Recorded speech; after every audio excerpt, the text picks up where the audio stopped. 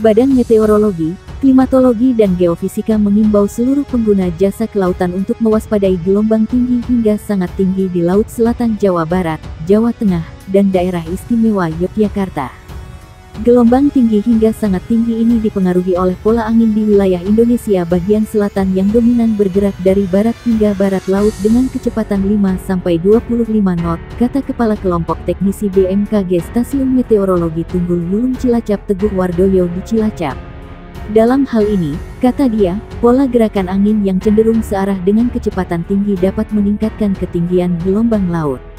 Lebih lanjut, dia mengatakan wilayah yang berpotensi terjadi gelombang tinggi dengan ketinggian berkisar 2,5-4 meter meliputi perairan selatan Jabar, perairan selatan Jateng, dan perairan selatan Yogyakarta.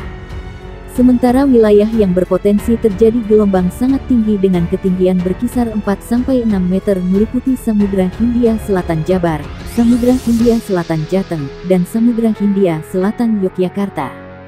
Terkait dengan kondisi tersebut, Teguh mengimbau seluruh pengguna jasa kelautan untuk memerhatikan risiko tinggi gelombang terhadap keselamatan pelayaran. Sebab, berdasarkan analisis, kecepatan angin lebih dari 15 knot dan tinggi gelombang di atas 1,25 meter berisiko terhadap perahu nelayan. Selanjutnya, kecepatan angin lebih dari 16 knot dan tinggi gelombang di atas 1,5 meter berisiko terhadap tongkang. Kecepatan angin lebih dari 21 knot dan tinggi gelombang di atas 2,5 meter berisiko terhadap kapal feri.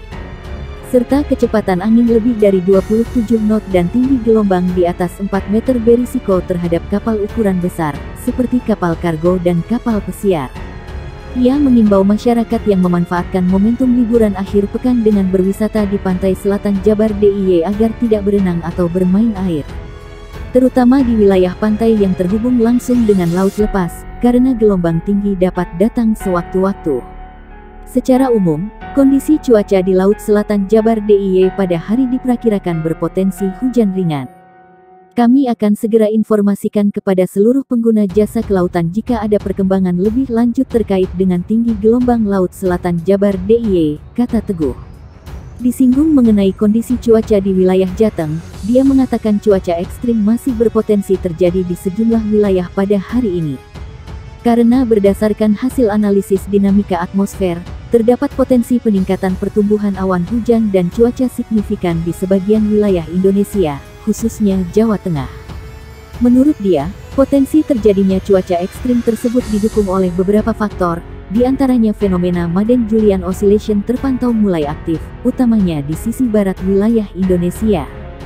Selain itu, kata dia, gelombang Rossby ekuator terpantau aktif di wilayah Jawa bagian selatan serta konvergensi di wilayah Jateng yang didukung dengan kelembaban udara yang relatif cukup tinggi dan labilitas lokal yang labil.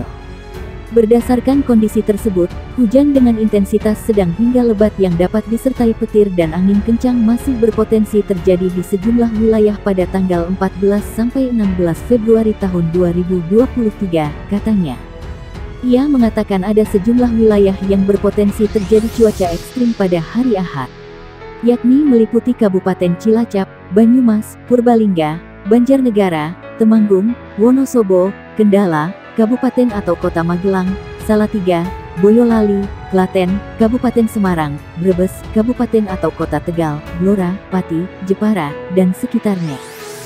Sementara pada hari Senin, cuaca ekstrim berpotensi terjadi di Kabupaten Cilacap, Brebes, Kabupaten atau Kota Tegal, Pemalang, Batang, Kendala, Kabupaten atau Kota Magelang, Klaten, Boyolali, Sragen, Jepara, dan sekitarnya. Kami imbau masyarakat untuk tetap waspada terhadap cuaca ekstrim yang berpotensi mengakibatkan terjadinya bencana hidrometeorologi berupa banjir, banjir bandang, tanah longsor, angin kencang, dan puting beliung, kata Teguh.